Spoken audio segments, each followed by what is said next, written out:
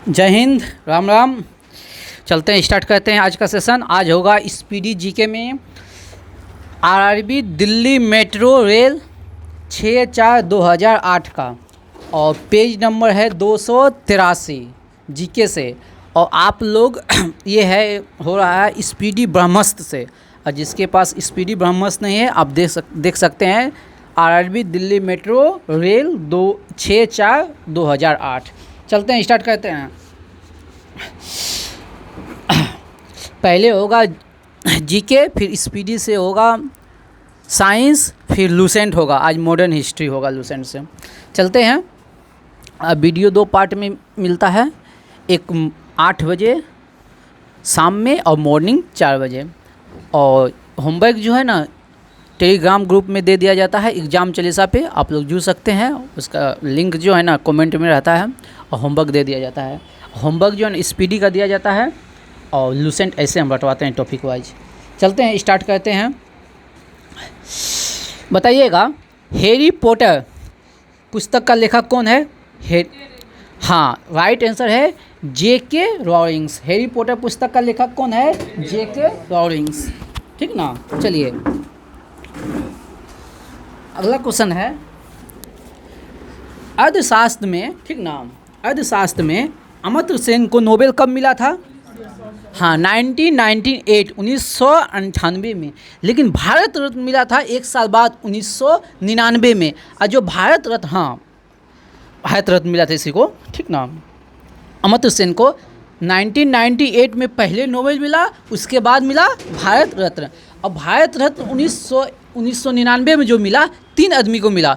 पंडित रविशंकर, इसी में आगे क्वेश्चन होगा सितार वादक। ठीक, पंडित रविशंकर और अमर्त्य सेन को, और एक जो है ना गोपीनाथ बारदौरी। ये 3 व्यक्ति को मिला था 1999 में नोबेल। और अमर्त्य सेन वाला तो बार बार पूछता है जो भारत रत्न कब मिला है और नोबेल कब मिला है। अमर्त्य सेन को नोबेल 1998 में, भारत रत्न 1999 में, 3 व्यक्तियों के साथ, पंडित रविशंकर और गोपीनाथ बारदौरी और अमर्त्य सेन। चलते हैं, आगे बढ़ते हैं। आप लोग बताइएगा, भूटान की राजधानी थिम्पू। हमको ये क्वेश्चन थोड़ी पूछना है भूटान की राजधानी थिम्पू। आप लोग बताइए, भूटान जो है किन किन भारतीय राजाओं से सीमा जो है ना साझा करता है? ये 4 राज्यों से भारत का सीमा साझा करता है। पहला हो गया सिक्किम हो गया, और हो गया पश्चिम बंगाल, और असम हो गया, और अरुणाचल प्रदेश हो गया।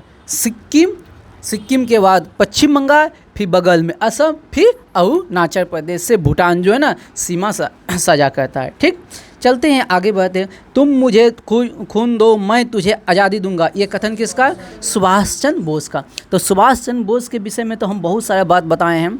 ठीक ना, तो फिर से बात करते हैं।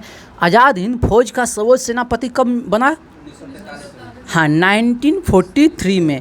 कहाँ? सिंगापुर में। और सिंगापुर में इन्होंने अस्थायी सरकार का गठन किया था। और बताइए, 2 साल लगातार जो है ना कांग्रेस का अध्यक्ष रहा था। 1 साल तो रहा, दूसरे साल इस्तीफा दिया। कब कब रहा था? हाँ, 1938 में और 1939 में। 1938 के हरिपुरा अधिवेशन की अध्यक्षता किया था सुभाष चंद्र बोस, और 1939 के त्रिपुरी अधिवेशन की अध्यक्षता किया था। लेकिन उसमें चुनाव हुआ था, तो चुनाव में सुभाष चंद्र बोस जीत गया था, और गांधी जी द्वारा समर्थित उम्मीदवार पट्टाभी सीतारामैया को हरा दिया था। और गांधी जी के सम्मान में इन्होंने इस्तीफा दे दिया, और कांग्रेस के अंदर ही रह के जो 1939 में फॉरवर्ड ब्लॉक की स्थापना किया। और इसके इस्तीफा देने के बाद क्या कहते हैं, उन त्रिपुरी अधिवेशन की अध्यक्षता करता है राजेंद्र प्रसाद। ठीक ना। और 1940 में बताइएगा, 1940 के रामगढ़ अधिवेशन की अध्यक्षता कौन करता है जानते हैं आप लोग? हाँ, अबुल कलाम आज़ाद। कौन करता है? अबुल कलाम आज़ाद। अभी रामगढ़ कहाँ है? झारखंड में। और उस समय कहाँ था? बिहार में। तो बिहार में कितने अधिवेशन हुए हैं? 3 अधिवेशन हुए हैं, 1912, 1922 और 1940 रामगढ़, जो कि वर्तमान में झारखंड में। चलते हैं, आगे बढ़ते हैं। बताइएगा, डेड हिट शब्द किससे संबंधित है? घुड़दौड़ से। डेड हिट शब्द किससे है? घुड़दौड़ से। बताइएगा, अगला क्वेश्चन है, राज अपहरण की नीति किसने? डलहौजी ने। राज अपहरण की नीति डलहौजी ने। सबसे पहले किसको सतारा, सतारा को कब 1848, सतारा को 1848। उसके बाद जेतपुर संबलपुर, जेतपुर संबलपुर 1849। उसके बाद बघात 1850, बघात 1850। उसके बाद उदयपुर 1852, उदयपुर 1852, उदयपुर 1852। उसके बाद होता है झांसी 1853, झांसी 1853। उसके बाद नागपुर 1854। ठीक ना, जब भी आएगा तो कोशिश करेंगे इस सब क्वेश्चन को हम ले लें। बताइएगा शून्य का आविष्कार किसने किया था? आर्यभट्ट ने शून्य का आविष्कार किया था, आर्यभट्ट। पृथ्वी गोल है सबसे पहले बताया था आर्यभट्ट। पृथ्वी अपनी धुरी पर घूमता है सबसे पहले बताया था आर्यभट्ट। वर्गमूल, घनमूल, इस सब का खोज किया था, फार्मूला दिया था आर्यभट्ट ने। ठीक ना, और ये किस काल से संबंधित है आर्यभट्ट? गुप्त काल से। किससे संबंधित है? गुप्त काल से। और गुप्त काल से एक और गणितज्ञ, महान गणितज्ञ है ब्रह्मगुप्त। कौन है? ब्रह्मगुप्त, जिन्होंने दिया था चक्रीय चतुर्भुज का सिद्धांत। किसका? चक्रीय चतुर्भुज का सिद्धांत दिया था। और हम जो विकर्ण निकालते हैं, लंबाई स्क्वायर प्लस चौड़ाई स्क्वायर पे अंडर रूट, ठीक ना, उसका सूत्र भी दिया था ब्रह्मगुप्त ने। ठीक ना। और न्यूटन से पहले गुरुत्वाकर्षण के बारे में बताया था, न्यूटन से पहले गुरुत्वाकर्षण के बारे में बताया था ब्रह्मगुप्त। ये किस काल से संबंधित है? गुप्त काल से संबंधित है। किस काल से संबंधित है? गुप्त काल से संबंधित है। और गुप्त काल में ही वो अभी जो पुराण है, पुराणों की संख्या कितना? 18 है। गुप्त काल में वर्तमान अभी जो पुराण है ना, उसका निर्माण रचना जो हुआ था गुप्त काल में। वर्तमान जो पुराण है उसकी रचना किस काल में है? गुप्त काल में है। चलिए आगे बढ़ते हैं। आनंद मठ का लेखक कौन है? हाँ, राइट आंसर है बंकिम चंद्र चटर्जी। आनंद मठ का लेखक कौन है? बंकिम चंद्र चटर्जी। बताइएगा अगला, प्रथम ओलंपिक पदक विजेता भारतीय खिलाड़ी। प्रथम ओलंपिक विजेता भारतीय खिलाड़ी, महिला नहीं है, हाँ, के.डी. यादव। के है? एकदम राइट आंसर है के.डी. यादव। प्रथम ओलंपिक पदक विजेता खिलाड़ी कौन है? के.डी. यादव, एकदम राइट आंसर है। बताइएगा राष्ट्रीय हेम्योपैथिक संस्थान कहाँ है? कोलकाता। राष्ट्रीय हेम्योपैथिक संस्था कहाँ है? कोलकाता। अच्छा, हेम्योपैथी का आविष्कारक कौन है? हाँ, हेनीमैन। हेम्योपैथी का आविष्कारक हेनीमैन, एकदम राइट आंसर है। बताइएगा ग्रैमी अवार्ड किस क्षेत्र में दिया जाता है? संगीत, संगीत में दिया जाता है। ग्रैमी अवार्ड किस में देता है? संगीत में। ग्रैमी अवार्ड संगीत में। मुक्ति बोध के नाम से जाना जाता है किसे? गजानंद माधव। मुक्ति बोध के नाम से जाना जाता है गजानंद माधव। कौन जाना जाता है? गजानंद माधव। बताइएगा अरावली की पहाड़ियाँ कहाँ है? राजस्थान में। अरावली की पहाड़ियाँ कहाँ है? राजस्थान में। और अरावली की सबसे ऊंची चोटी कौन सा है? गुरु शिखर। और गुरु शिखर पे ही हम बताए थे माउंट आबू है, जैन धर्म का प्रसिद्ध मंदिर माउंट आबू। ठीक ना, दिलवाड़ा का जैन मंदिर माउंट आबू में है। दिलवाड़ा का जैन मंदिर माउंट आबू में है। बताइएगा जिब्राल्टर जो है ना, किसको किसको अलग करता है? जिब्राल्टर जलमरुमड अफ्रीका और यूरोप को। एकदम राइट आंसर है अफ्रीका और यूरोप को। बताइएगा कश्मीर का अकबर किसे कहा जाता है? हाँ, जेनुन आबदीन। कश्मीर का अकबर कहा जाता है जेनुन आबदीन को। कश्मीर का अकबर कहा जाता है जेनुन आबदीन को। बताइएगा त्रिरत्न का संबंध किससे है? बौद्ध धर्म और जैन धर्म को। जैन धर्म में क्या है? सम्यक दर्शन, सम्यक ज्ञान, सम्यक आचरण। जैन धर्म के त्रिरत्न क्या है? सम्यक दर्शन, सम्यक ज्ञान और सम्यक आचरण। लेकिन बौद्ध धर्म के त्रिरत्न क्या है? बौद्ध धम्म संघ, बौद्ध धम्म संघ, बौद्ध धम्म संघ, तीनों के त्रिरत्न है।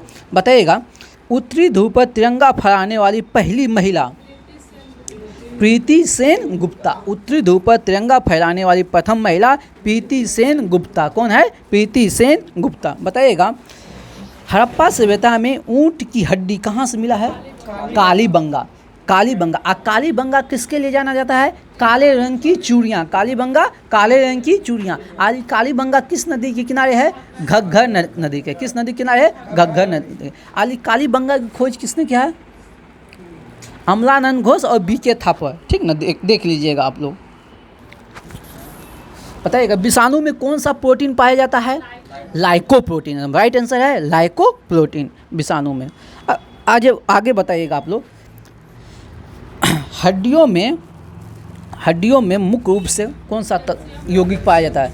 Calcium phosphate. हड्डी में पाया जाता है कैल्शियम फास्फेट। अच्छा बताइएगा भारत का प्रथम ऐतिहासिक सम्राट किसे कहा जाता है?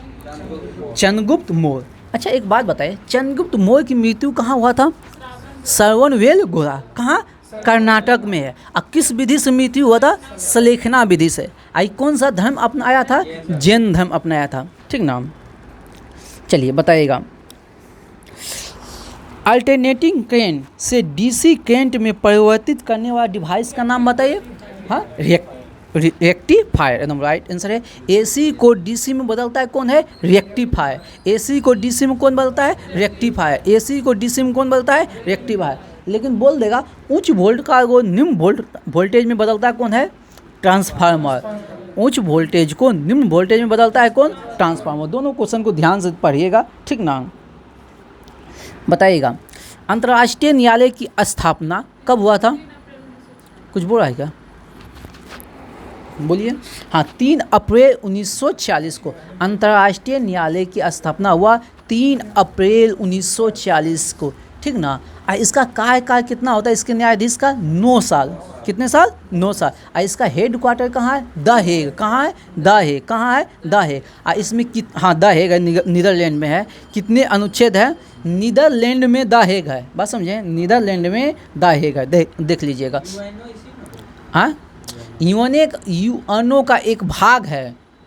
यूएनओ का अंतर्राष्ट्रीय न्यायालय यूएनओ का एक भाग है, बात समझा। चलिए, इसमें कितने अनुच्छेद है? 70 अनुच्छेद है। कितने अनुच्छेद है? 70 अनुच्छेद है। और इसका जो कार्यकारी भाषा जो है अंग्रेजी और फ्रेंच है। कार्यकारी भाषा क्या है? अंग्रेजी और फ्रेंच। और सदस्यों के न्यायाधीशों की संख्या कितना? 15। कितना? 15। हर 3 साल में 5 न्यायाधीश जो है ना सेवा मुक्त होगा। एसटीडी सेवा कब प्रारंभ हुआ? भारत में एसटीडी सेवा कब प्रारंभ हुआ? 1960। भारत में एसटीडी सेवा कब प्रारंभ हुआ? 1960। भारत में एसटीडी सेवा 1960। एशियाई सब्जी अनुसंधान केंद्र कहाँ है? ताइवान। कहाँ है? ताइवान। नहीं है वहाँ, थोड़ी देख लीजिए गूगल। नहीं, वो दूसरा है, वो संगठन का नाम है, वो संगठन है। एशियाई सब्जी अनुसंधान केंद्र कहाँ है? ताइवान। कहाँ है? ताइवान। आप लोग बताइएगा, हुमायूं की राजधानी कहाँ है? दीन पनाह भवन जो बनाया था वहीं अपनी राजधानी दिल्ली में लेके गया था, ठीक ना। दीन पनाह, उसी में दीन पनाह भवन में ही उसकी क्या हो गया था? मृत्यु हो गया था। बताइएगा, अब थोड़ा समझो ना, हुमायूं से संबंधित थोड़ा युद्ध देख लेते हैं। 1531 में जो ना कालिंजर के शासक रुद्र प्रताप देव पे विजय पाया था। 1531 में कालिंजर के शासक रुद्र प्रताप देव पे विजय पाया था। 1531 में किस पे? कालिंजर के शासक रुद्र प्रताप पे विजय पाया था। और 1532 में दोहरिया का युद्ध, 1532 में दोहरिया के युद्ध में महमूद लोदी को पराजित किया था। दोहरिया का युद्ध 1532 में महमूद लोदी को पराजित किया था। दोहरिया का युद्ध कब? 1532। किसे पराजित किया? महमूद लोदी को। किसको पराजित किया? महमूद लोदी को। अब 1532 में ही चुनाव किला का घेरा डाला था।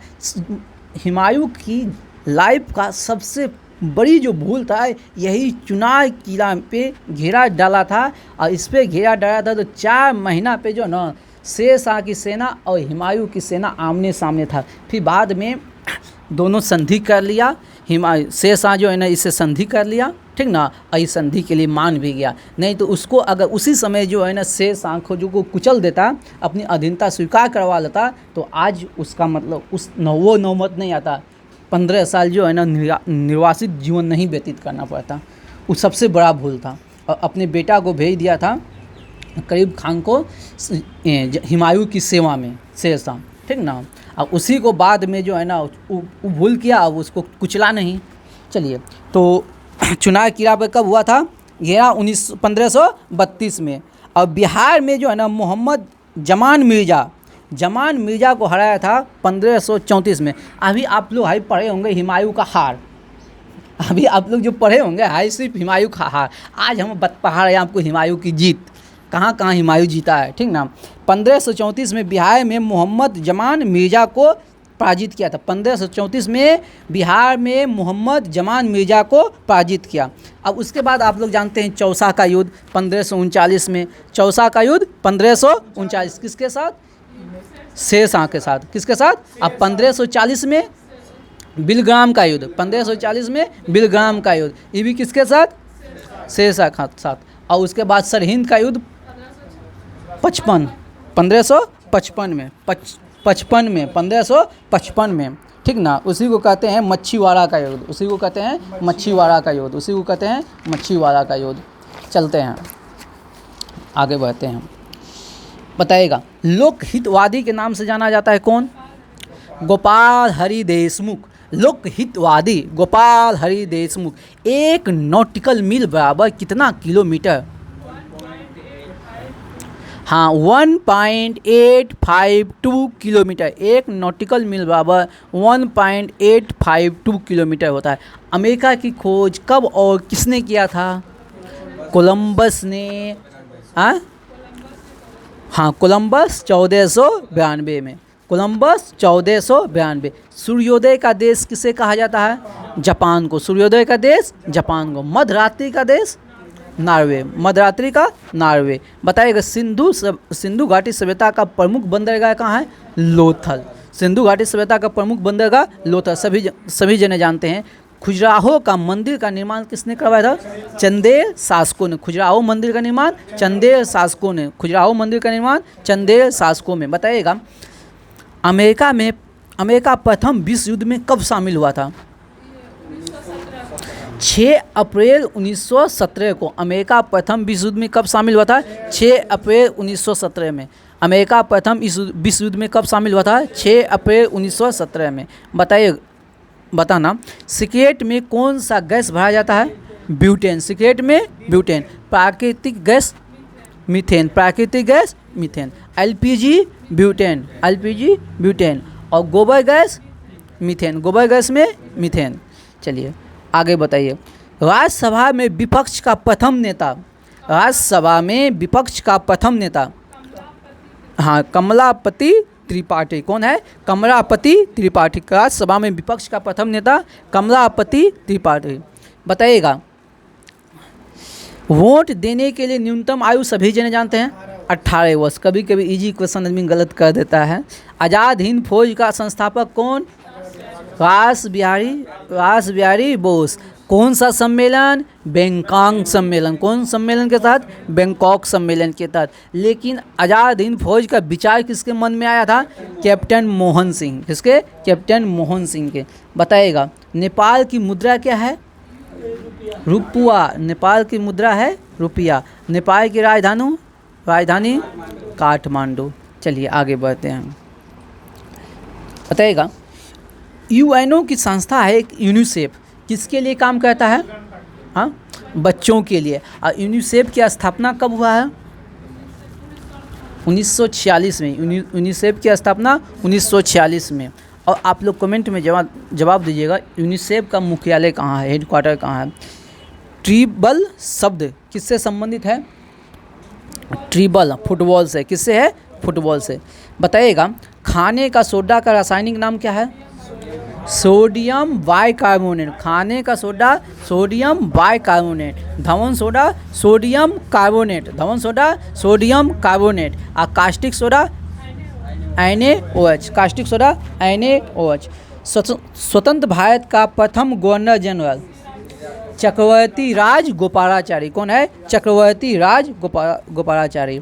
बताइए स्विट्जरलैंड की राजधानी कहाँ है? बर्न। स्विट्जरलैंड की राजधानी बर्न। स्विट्जरलैंड की राजधानी बर्न। आगे बताइएगा अकबर के दरबारी कवि कौन है? राजकवि तानसेन। तानसेन। कौन है? तानसेन। बताइएगा दक्षिण अंडमान और लघु अंडमान को अलग कौन कहता है? कौन सा चैनल? दक्षिणी अंडमान और लघु अंडमान बोल रहे हैं। दक्कन पास, दक्कन पास, लघु दक्कन पास। समझे? बताइए अगला बताइए गुणसूत्र का नामकरण किसने किया? हाँ W वाल्टेयर ने। गुणसूत्र का नामकरण W वाल्टेयर। गुणसूत्र का नामकरण W वाल्टेयर। लेकिन बोल देगा जेनेटिक शब्द किसने दिया? William Watson, W Watson, William Watson को ही कहते हैं डब्ल्यू वाटसन 1905 में। जेनेटिक शब्द किसने दिया है? जेनेटिक शब्द किसने दिया? William Watson. जेनेटिक शब्द विलियम वाटसन, कब? 1905। जीन शब्द किसने दिया है? जोहानसेन। जीन शब्द जोहानसेन 1909 में। जीन शब्द जोहानसेन, जीन शब्द जोहानसेन 1909। अब फादर ऑफ जेनेटिक्स किसे कहते हैं हम? मेंडल को। फादर ऑफ जेनेटिक्स किसे कहते हैं? मेंडल को। बताइएगा डाउन सिंड्रोम में गुणसूत्रों की संख्या कितना? 47। डाउन सिंड्रोम में गुणसूत्रों की संख्या 47। लेकिन टर्नर सिंड्रोम बोलेगा ना तो 45 बोलिएगा। टर्नर सिंड्रोम बोलेगा तो 45 और क्लीनीफेल्टर बोलेगा तो 47। क्लीनीफेल्टर और डाउन सिंड्रोम में 47 है, बात समझे? डाउन सिंड्रोम और क्लीनीफेल्टर में कितना है? 47 गुणसूत्र और टर्नर सिंड्रोम में कितना है? 45। ठीक ना। चलिए ये हो गया आपका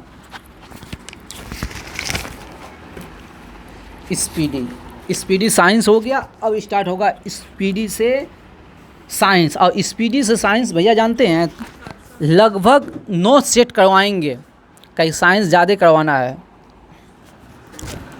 हैं? क्या? इसी में कहाँ से होगा? हाँ 67 से होगा। बताइएगा पुच्छर तारा कितने वर्षों के बाद दिखाई देता है? 76 वर्षों के बाद। बताइएगा रेगुलेटर को परिपथ में क्यों जोड़ा जाता है? धारा नियंत्रण का कार्य करने हेतु। एकदम राइट आंसर है। किसका तरंगदैर्घ्य सबसे अधिक होता है? लाल का। सबसे अधिक तरंगदैर्घ्य तो सबसे कम विचलन लाल का। जिसका तरंगदैर्घ्य सबसे ज़्यादा उसका विचलन सबसे कम। और सबसे कम तरंगदैर्घ्य किसका है? बैंगनी का। और स्पेक्ट्रम के सातों रंग क्या है? बैजानी हपी नाला। क्या है? बैजानी हपी नाला। बताइएगा प्रकाश एक कैसी तरंग है?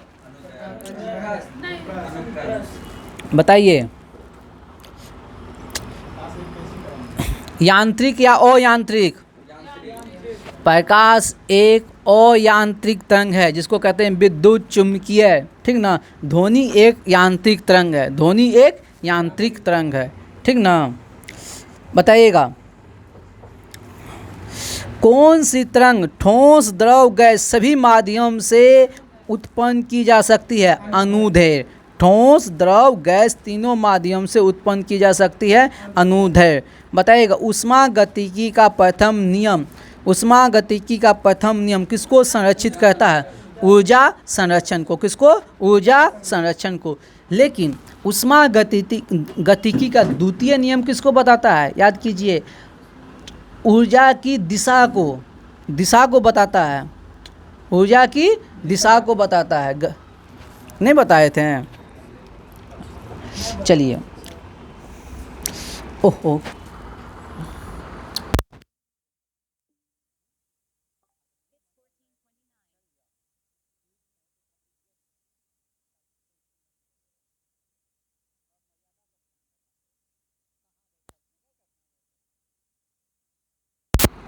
चलिए पृथ्वी का द्रव्यमान कितना है?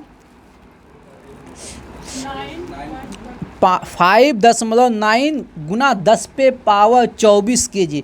5.9 गुना 10 पे पावर 24 kg। चंद्रमा के तल से आकाश का रंग कैसा दिखाई देता? काला। कैसा दिखाई देगा? काला। बताइएगा किस प्रकार के प्रतिबिंब को पर्दे पे उतारा जा सकता है? वास्तविक प्रतिबिंब को पर्दे पे उतारा जा सकता है। काल्पनिक प्रतिबिंब तो कुछ होता ही नहीं है, बस इमेजिंग होता है। बस समझे कि नहीं? अर्धचालक पदार्थों की विद्युत चालकता ताप बढ़ने पे क्या होगा? याद रखिएगा अर्धचालक की ताप बढ़ने पे विद्युत चालकता का होगा? बढ़ेगा। लेकिन चालक का घटेगा। चालक का क्या होगा? घटेगा। चालक का क्या होगा? घटेगा। बताइएगा वायुयान की चाल और ध्वनि की चाल के अनुपात को क्या कहते हैं? मेक संख्या। वायुयान की चाल और ध्वनि की चाल के अनुपात को क्या कहते हैं? मेक संख्या कहते हैं। याद रखिएगा अगला क्वेश्चन ध्यान से सुनिएगा, सारा क्वेश्चन इंपॉर्टेंट है। समतल दर्पण में व्यक्ति को अपना पूरा प्रतिबिंब देखने के लिए दर्पण की लंबाई कम से कम कितनी होनी चाहिए? व्यक्ति से आधी। अगर हम अपना पूरा शरीर देखना चाहते हैं तो अपनी लंबाई से आधी लंबाई का दर्पण होना चाहिए। अगर जिस वस्तु को देखना है उसकी आधी लंबाई का क्या होना चाहिए? दर्पण होना चाहिए। चलिए, तारों का जीवन काल किस पे निर्भर करता है?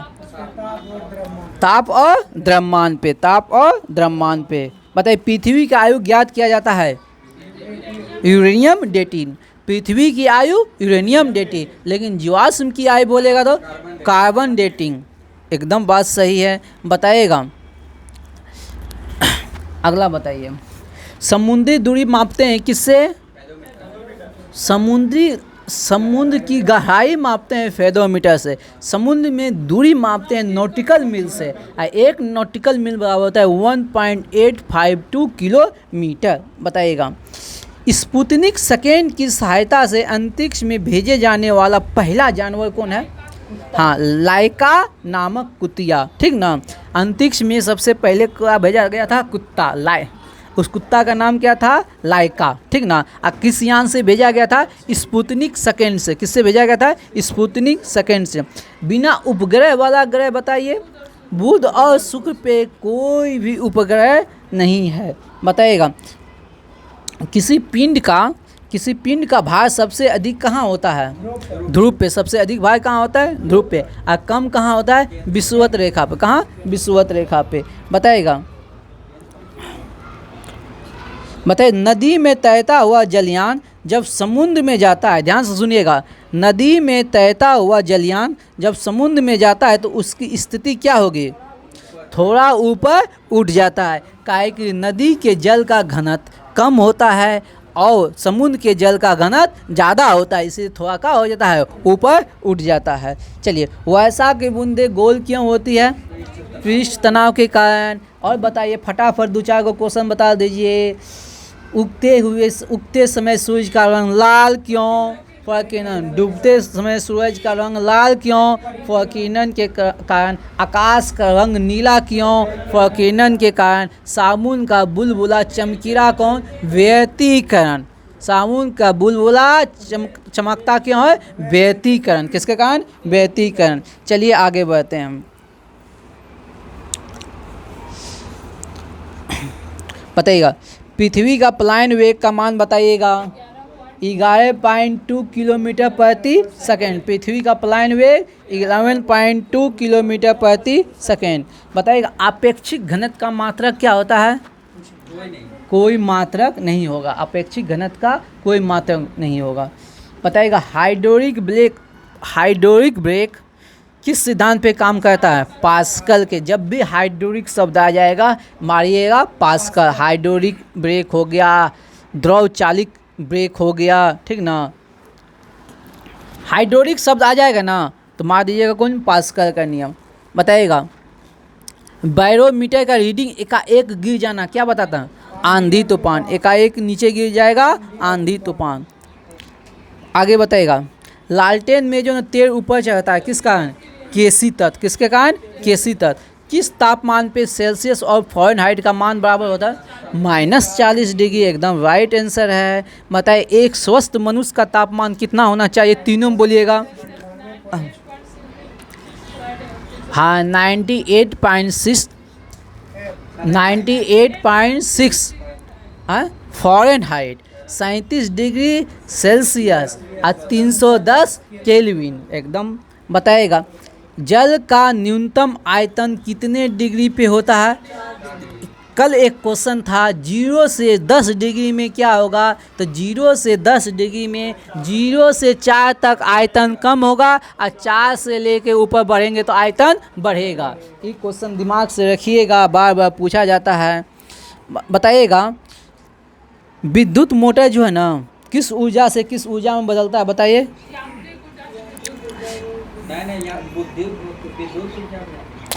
विद्युत ऊर्जा को यांत्रिक ऊर्जा में। विद्युत मोटर है तो विद्युत नाम पहले है तो विद्युत ऊर्जा को यांत्रिक ऊर्जा में, ऐसे समझ सकते हैं, सिंपल से समझ सकते हैं। विद्युत मोटर, विद्युत मोटर मतलब कोई भी मोटर जो कि बिजली से चलता हो, तो उसमें बिजली वाला ऊर्जा होवे क्या, विद्युत ऊर्जा होवे क्या।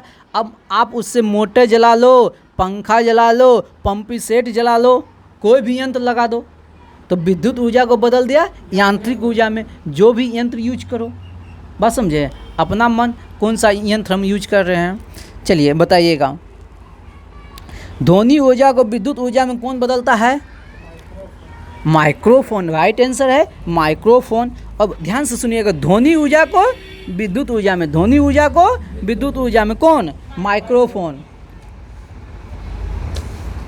ठीक। अब बताइएगा, विद्युत ऊर्जा को ध्वनि ऊर्जा में कौन बदलता है, लाउड स्पीकर। विद्युत ऊर्जा को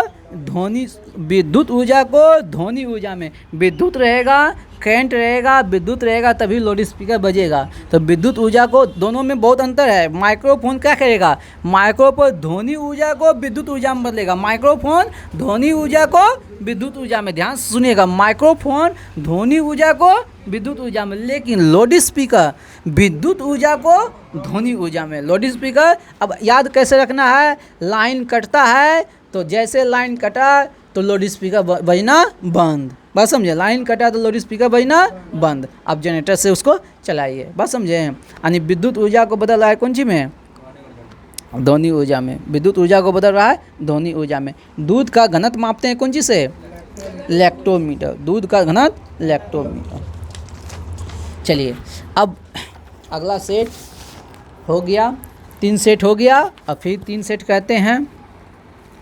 बताइएगा, अंतरिक्ष यात्री को अंतरिक्ष से आकाश कैसा दिखाई देता है, काला, कैसा, काला। बताइएगा, हीटर का तार किसका बना होता है, नाइक्रोम का, राइट आंसर है नाइक्रोम। बताइएगा, परमाणु बम किस सिद्धांत पे काम करता है, नाभिकीय विखंडन। ध्यान से सुनिएगा, यहाँ से 2 क्वेश्चन पूछता है और दोनों क्वेश्चन में कन्फ्यूजन होता है। परमाणु बम बोलेगा तो नाभिकीय विखंडन, लेकिन हाइड्रोजन बम बोलेगा तो नाभिकीय संलयन, हाइड्रोजन बम बोलेगा तो नाभिकीय संलयन, हाइड्रोजन बोलेगा तो नाभिकीय संलयन, अब परमाणु बोलेगा तो नाभिकीय विखंडन। बहुत अच्छा क्वेश्चन है। ध्वनि कैसी तरंग है, अनुदैर्घ्य, अनुदैर्घ्य यांत्रिक तरंग है, अनुदैर्घ्य यांत्रिक तरंग है, कौन, ध्वनि, याद रखिएगा। बताइएगा, एसी को डीसी में किसके द्वारा बदला जाता है, रेक्टिफायर। बताइएगा, पानी से भरी बाल्टी में छड़ी डालने पे टेढ़ी दिखाई देती है, किसके कारण, अपवर्तन के कारण, किसके कारण, प्रकाश का अपवर्तन के कारण। बताइएगा, टेप रिकॉर्डर के प्लास्टिक टेप पर किस पदार्थ का लेप रहता है, टेप रिकॉर्डर पे किस पदार्थ का लेप रहता है, लो चुंबकीय पदार्थ, किसका, लो चुंबकीय पदार्थ। बताइएगा, मानव द्वारा निर्मित प्रथम तत्व कौन है, पोलोनियम, पोलोनियम, मानव द्वारा निर्मित प्रथम तत्व कौन है, पोलोनियम, कौन है, पोलोनियम। बताइएगा, यूरेनियम के नाभिकीय विखंडन को अंतिम अवस्था में क्या प्राप्त होता है, यूरेनियम के नाभिकीय विखंडन में अंतिम रूप से क्या प्राप्त होता है, सीसा। यूरेनियम के नाभिकीय विखंडन होता है तो अंतिम रूप से क्या प्राप्त होता है, सीसा। क्या होता है, सीसा। क्या होता है, सीसा। क्या होता है, सीसा। अब बादल किस कारण से हवा में तैरता है, श्यानता और कम घनत्व, श्यानता और कम घनत्व। बादल जो तैरता है श्यानता और कम घनत्व के कारण, बादल जो तैरता है श्यानता और कम घनत्व के कारण। लॉकेट किस सिद्धांत पे काम करता है, रेखीय संवेग संरक्षण और न्यूटन के तृतीय लाव। बात समझे। बताइएगा, लिफाफे पे गंध लगाने से टिकट, डाक टिकट जो है चिपक जाता है। बात समझे। कौन सा बल का उदाहरण है, हाँ, असंजक बल। कौन सा, असंजक पे, लिफाफे पे हम गन लगाते हैं तो लिफाफे चिपक जाता है ना, कौन सा बल है, असंजक बल। कौन सा बल है, असंजक बल। बताइएगा, भारत का प्रथम न्यूक्लियर रिसर्च रिएक्टर कहाँ है, भारत का प्रथम न्यूक्लियर रिसर्च रिएक्टर कौन है, अप्सरा। कौन है, अप्सरा। कौन है, अप्सरा। पनडुब्बी के अंदर से बाहर की वस्तु को किस यंत्र की सहायता से देखते हैं? पेरिस्कोप। पीछे भी क्वेश्चन है, बताइए 1 न्यूटन बराबर कितना डाइन? 10 पे पावर 5 डाइन। 1 जूल बराबर कितने अग्र? 10 पे पावर 7। एकदम राइट आंसर है 10 पे पावर 7। बताइए 1 प्रकाश वर्ष बराबर कितना मीटर? 1 प्रकाश वर्ष बराबर कितना मीटर? हाँ, 9.46 गुना 10 पे पावर 15 मीटर। 1 प्रकाश वर्ष बराबर 9.46 गुना 10 पे पावर 15 मीटर। बताइएगा कैंची, पिलास, ध्यान से सुनिएगा। कैंची देख लिए, पिलास को देख लिए, ठीक ना। कील उखाड़ने की मशीन, साइकिल का ब्रेक, ये किस श्रेणी का उत्तोलक है? प्रथम श्रेणी का। देखिएगा कैंची बीच में ऐसे है ना, पिलास में भी बीच में ऐसे है ना, बात समझे हैं? जिसके बीच से जो है ना मूव कर सकता है वो सब होगा प्रथम श्रेणी का उत्तोलक। द्वितीय श्रेणी का उत्तोलक सुन लीजिएगा, सरोता। द्वितीय श्रेणी का उत्तोलक सरोता, नींबू निचोड़ने की मशीन, ये सब है द्वितीय श्रेणी के उत्तोलक। अब हाथ हो गया तृतीय श्रेणी का उत्तोलक। हाथ हो गया तृतीय। हाथ हो गया चिमटा, जो रोटी पकड़ते हैं चिमटा, वो हो गया तृतीय श्रेणी का उत्तोलक, ठीक ना। हाथ हो गया, चिमटा हो गया, और हल जो हम लोग जोतते हैं वो हो गया तृतीय श्रेणी का उत्तोलक। बताइएगा यांत्रिक ऊर्जा को विद्युत ऊर्जा में कौन बदलता है? डायनेमो। डायनेमो लगाएंगे तभी तो करंट आएगा। हाँ, जब भी देखिए जनरेटर जो है ना किस सिद्धांत पे काम करता है? डायनेमो के सिद्धांत पे। जनरेटर जो है किस सिद्धांत पे काम करता है? डायनेमो लगा रहता है उसमें, बस समझे। यही मशीन है जो आपका जो नॉर्मल मशीन है, उसमें हम डायनेमो लगा देंगे तो वही से क्या हो जाएगा? बिजली उत्पन्न हो जाएगा। तो डायनेमो क्या करता है? यांत्रिक ऊर्जा को विद्युत ऊर्जा में। और विद्युत मोटर क्या कहेगा? विद्युत मोटर को यांत्रिक ऊर्जा में। ध्यान दीजिएगा, इस क्वेश्चन हम लाएंगे। इस क्वेश्चन को जो ना जितना ऊर्जा एक समय हम लाते थे डेली, फिर लाएंगे। बताइएगा सौर ऊर्जा को विद्युत ऊर्जा में कौन बदलता है? सूरज से। सौर ऊर्जा को विद्युत ऊर्जा में बदलता है सूरज से। और अगला बताइएगा वायुयान में बैठा हुआ व्यक्ति का पेन से जो है ना स्याही निकल जाता है। क्यों? वायुमंडलीय, जैसे हम ऊपर जाते हैं वायुमंडलीय दाब कम हो जाता है, अब पेन स्याही से निकल जाता है। आपेक्षिक घनत्व किस यंत्र से मापा जाता है? हाइड्रोमीटर। आपेक्षिक घनत्व हाइड्रोमीटर। आपेक्षिक घनत्व, लेकिन बोल देगा आपेक्षिक आर्द्रता हाइग्रोमीटर। क्या? हाइग्रो, ठीक ना, याद रखिएगा। बताइएगा जब केसनली को पानी में डुबाया जाता है तो क्या प्रभाव होगा? जब केसनली को पानी में डुबाया जाता है तो क्या प्रभाव होगा? पानी ऊपर चल जाएगा, यानी कि धंसा हुआ दिखेगा। कैसा दिखेगा? धंसा हुआ। और जब केसनली को पारे में डुबाया जाता है तो पारे के सतह उभरा हुआ प्रतीत होगा। पारा का सतह कैसा प्रतीत होगा? उभरा हुआ। पारा का सतह कैसा प्रतीत होगा? उभरा हुआ। ध्यान से सुनिएगा, ये क्वेश्चन लगातार 2-3 दिन आ गया है। झूलने वाली रैकी के बगल में एक और दूसरी रैकी आकर बैठ जाए तो आवर्तकार पे क्या प्रभाव पड़ेगा?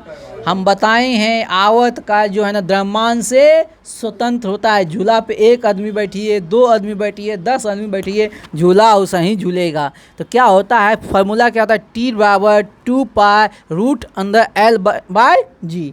बात समझे? आवर्तकार का क्या फार्मूला होता है? 2π√L/g। याद रखिएगा।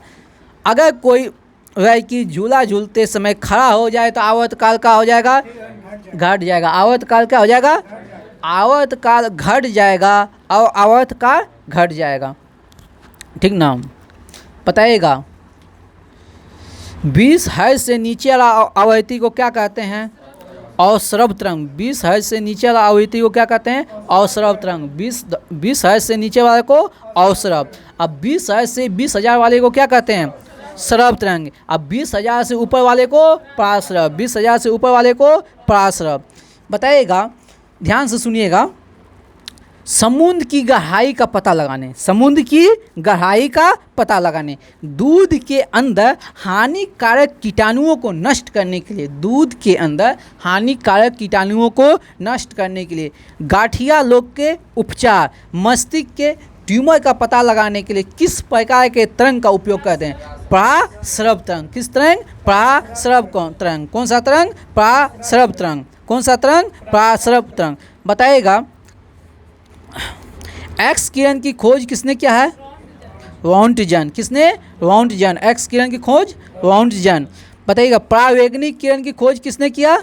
रीटर। परावैंगनिक किरण की खोज रीटर। ये भी बराबर लाएंगे हम। परावैंगनिक किरण की खोज रीटर। अवरक्त किरण की खोज हर्शल। हर्शल। अवरक्त किरण की खोज हर्शल। अवरक्त किरण की खोज हर्शल। और ध्वनि की चाल किसमें सबसे ज़्यादा होता है? ठोस में। किसमें होता है? ठोस में। ठीक ना। और सबसे कम गैस में। ये हो गया अभी तक में भाइयों। हम 6 सेट साइंस स्पीड से पूछ चुके हैं। सर्स हाँ, एक सेट और 67, 68, 69, 70, 71, 72 हो गया है। अब होगा model set 72, model set 74, model set 75। Daily speedy science से 9 सेट पूछा जाता है और 3 सेट पूछेंगे हम क्या कहते हैं जीके से, क्योंकि साइंस का क्वेश्चन जो है ना बिहार पुलिस सब में अभी तत्कालिक जो एग्ज़ाम है ज़्यादा वेटेज है, और इसमें जितना भी स्पीडी में जो है ना साइंस का एकदम एक भी क्वेश्चन बकवास नहीं है, सारा क्वेश्चन एकदम अति महत्वपूर्ण है। बताइएगा, प्रतिध्वनि के लिए स्रोत और श्रोता के बीच की दूरी कितना है? 17 मीटर, लगभग 17 मीटर। ऐसे 16.6 मीटर यहाँ साथ दिया है। बात समझे हम? बताएं, पारा किस तापमान पर जमता है? -39। हम जब भी पारा बताते हैं तो अल्कोहल भी बताते हैं। अल्कोहल कब जमता है? -115। ये तो आपको याद हो गया। अब परम शून्य ताप बाबू किससे नापते हैं? पायरोमीटर से। सॉरी, हाँ, अधिक दूर स्थित वस्तु का जो ताप है, जैसे सूर्य सब का जो ताप है, किससे मापते हैं? पायरोमीटर से। कितना से अधिक? 800 से अधिक। अब परम शून्य शुभ तापमान कितना होता है? परम शून्य तापमान कितना होता है? हाँ, -273.15 डिग्री सेल्सियस को कहते हैं परम शून्य तापमान, या केल्विन में 0 डिग्री केल्विन। केल्विन में 0 डिग्री केल्विन। चलिए, अल्कोहल यहाँ दे दिया है ना रे, हम नहीं देखे थे। बताइएगा, ठोस में ऊष्मा का संचरण किस विधि से होता है? चालन से। ठोस में ऊष्मा का संचरण होता है चालन से। वायुमंडल जो गर्म होता है किस विधि से? संवहन से। वायुमंडल जो गर्म होता है किस विधि से? संवहन से। और सूर्य से जो ऊर्जा आता है विकिरण से। सूर्य से जो ऊर्जा आता है विकिरण से। बात समझे? बताइए, कोबार सृष्टि जो है ना, कोबार सृष्टि से कौन सा किरण निकलता है? गामा किरण। कोबार सृष्टि से कौन सा किरण? गामा किरण। आप लोग कमेंट में जवाब दीजिएगा, कोबार सृष्टि का किसके उपचार के लिए उपयोग किया जाता है? कोबार सृष्टि का आप लोग बताइएगा। एंडोस्कोप किस सिद्धांत पे काम करता है? एंडोस्कोप किस सिद्धांत पे काम करता है? पूर्ण आंतरिक परावर्तन। मृग मक्षिका किस सिद्धांत पे काम? पूर्ण आंतरिक परावर्तन। और हीरा चमकता है पूर्ण आंतरिक परावर्तन। ठीक ना। बताइएगा, वॉशिंग मशीन किस सिद्धांत पे काम करता है? अपकेंद्रीय बल। वॉशिंग मशीन अपकेंद्रीय बल। पेरिस्कोप किस सिद्धांत पे?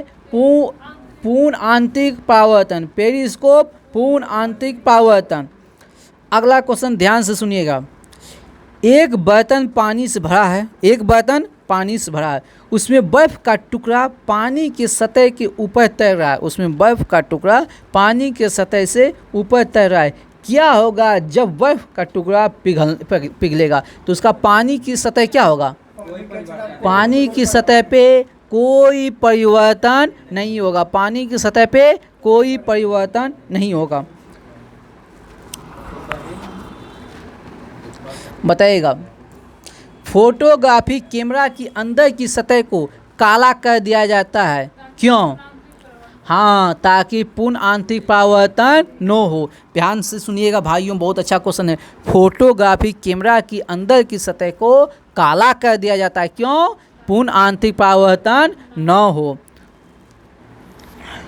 बताइएगा। उस ग्रह का नाम बताइए जो पश्चिम में उदय होता है। शुक्र। और दो ग्रह है ना हाँ, शुक्र और अरुण जो है ना किस दिशा में परिक्रमण करता है? आए? पश्चिम से पूरब कि पूर्व से पश्चिम? पूर्व से पश्चिम, पूर्व से पश्चिम, पूर्व से पश्चिम करता है। बताइएगा। पृथ्वी के द्रव्यमान, आकार और घनत्व के समान कौन सा ग्रह है? शुक्र। पृथ्वी के द्रव्यमान के समान कौन सा ग्रह है? शुक्र। इसीलिए कहता है पृथ्वी की बहन, पृथ्वी की भगिनी, और ऐसे इसको कहता है चमकीला ग्रह भी कहा जाता है, सुबह का तारा भी कहा जाता है, साय का तारा भी कहा जाता है। किसको? शुक्र को। ठीक ना। बताइएगा। स्नेहक के रूप में, भारी मशीन में स्नेहक के रूप में किसका यूज करते हैं? ग्रेफाइट का। याद रखेगा, ये सब क्वेश्चन लल्लन टॉप है। स्नेहक के रूप में किसका यूज करते हैं? ग्रेफाइट का। स्नेहक के रूप में ग्रेफाइट का। ठीक ना। आगे बताइएगा। ध्रुव तारा जिस तारा मंडल में है उसका नाम क्या है? आर्सा माइनर। आर्सा माइनर। ध्रुव तारा जिस तारा मंडल में है उसका नाम है आर्सा माइनर। बताइएगा। डूबी हुई वस्तुओं का पता किससे लगाते हैं? सोनार से। डूबी हुई वस्तुओं का पता लगाते हैं सोनार से। वाह, बहुत अच्छा, एकदम A1। बताइएगा। अगला बताइए आप लोग। सूर्य के अलावा हमारी आँख को बिना सहायता से दिखाई देने वाला निकटतम तारा कौन है? Alpha Centauri. कौन है? Alpha Centauri. हमारी आकाश गंगा को क्या कहते हैं? हमारे मंदाकिनी को क्या कहते हैं? हमारे गैलेक्सी को क्या कहते हैं? मिल्की वे। क्या कहते हैं? मिल्की वे। हमारे मंदाकिनी को क्या कहते हैं? मिल्की वे। बताइएगा। विद्युत बल्ब का फिलामेंट बना होता है किसका? टंगस्टन का। किसका बना होता है? टंगस्टन का। एक पावर सॉकेट पर कई विद्युत उपकरणों को नहीं लगाना चाहिए क्योंकि शॉर्ट सर्किट के लिए। क्यों? Short circuit. इसी को कहते हैं अति तापन। इसी को क्या कहते हैं? अति तापन। बताइएगा। समुद्र की गहराई मापने वाला यंत्र? फेदोमीटर।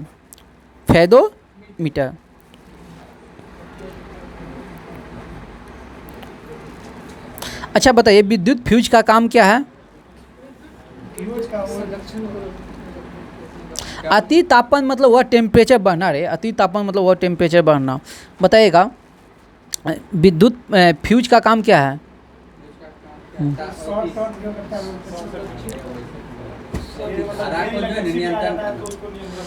हाँ, ओवरलोडिंग होता है ना, ओवरलोडिंग के समय परिपथ से जो कनेक्शन ख़त्म कर देता है। बात समझे?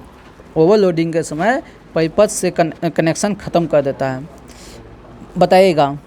त्रिविमीय प्रतिबिंबों के अभिलेखन की तकनीक को क्या कहते हैं? त्रिविमीय, हाँ, होलोग्राफी। क्या कहते हैं? होलोग्राफी। त्रिविमीय प्रतिबिंबों के अभिलेखन की तकनीक को क्या कहते हैं? होलोग्राफी। बताइएगा। पुरुष की अपेक्षा स्त्रियों के स्वर की तीक्ष्ण होने का क्या कारण है? उच्च आवृत्ति। क्या है? उच्च आवृत्ति। पुरुष की अपेक्षा स्त्रियों के स्वर तीक्ष्ण होने का क्या कारण है? उच्च आवृत्ति। क्या है? उच्च आवृत्ति।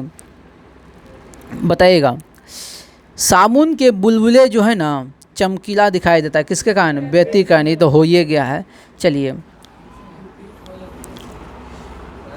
बताइए। दंत चिकित्सा में किस दर्पण का प्रयोग करते हैं? अवतल दर्पण। कौन सा? अवतल। नाक, कान, आँख ये सब देखने के लिए अवतल दर्पण। ये हो गया आपका सेट कंप्लीट। अब थोड़ा सा जो है ना हम टॉपिक वाइज क्वेश्चन लाए हैं, फटाक से सुन लीजिए।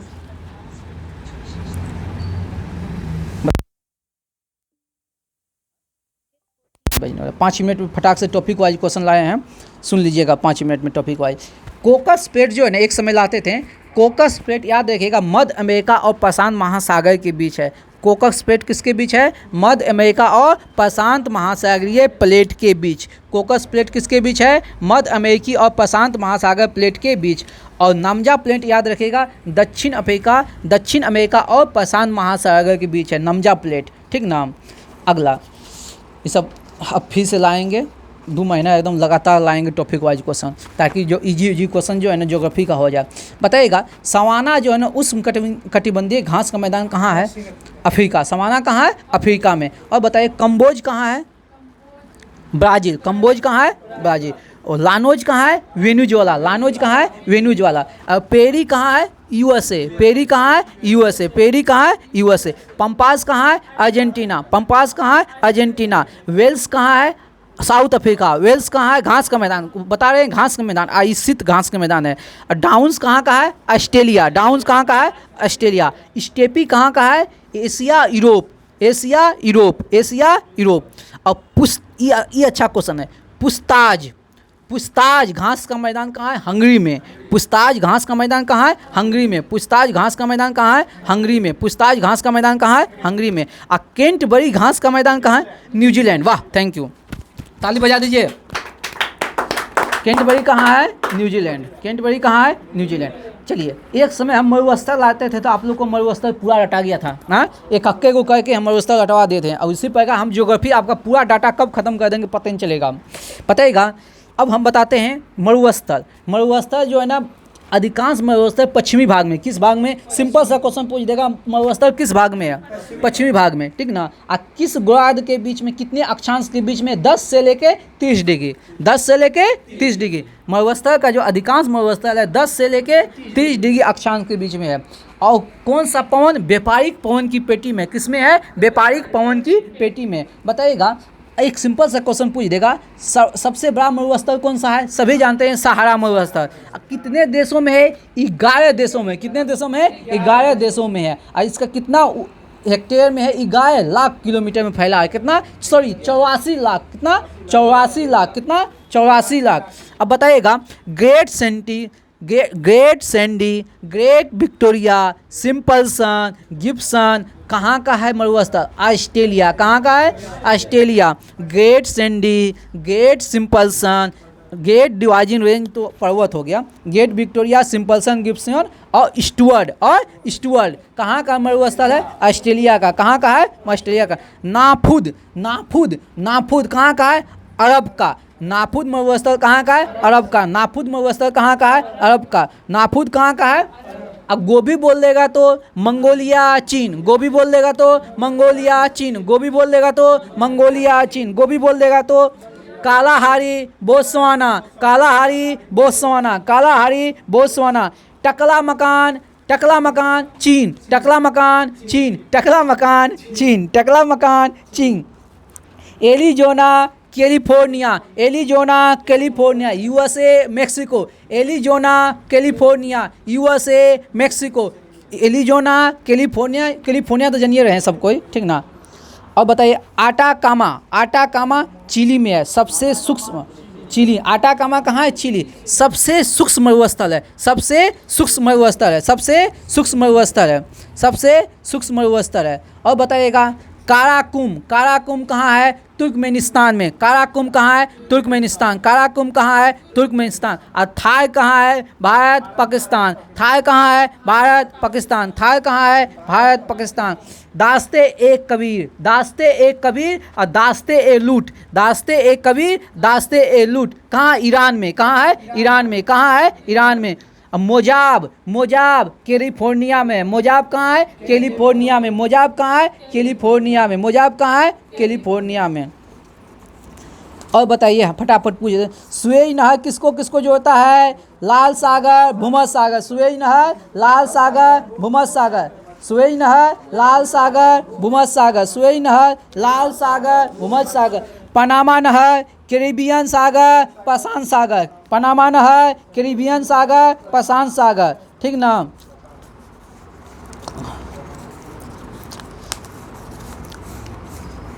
बताइएगा, चितवन घाटी कहाँ है? नेपाल में। चितवन घाटी कहाँ है? नेपाल में। पंचशील घाटी कहाँ है? क्वेश्चन था आप लोग में। अफगानिस्तान में। पंचशील घाटी कहाँ है? अफगानिस्तान में। स्वाद घाटी कहाँ है? पाकिस्तान में। लेकिन बोल देंगे, सबसे अच्छा क्वेश्चन पूछा जाता है, मृत घाटी कहाँ है? कैलिफोर्निया। मृत घाटी कहाँ है? कैलिफोर्निया। चलते हैं, इसी तरह टॉपिक वाइज क्वेश्चन लाएंगे। चलिए 10 मिनट पूछेंगे टॉपिक वाइज। चलिए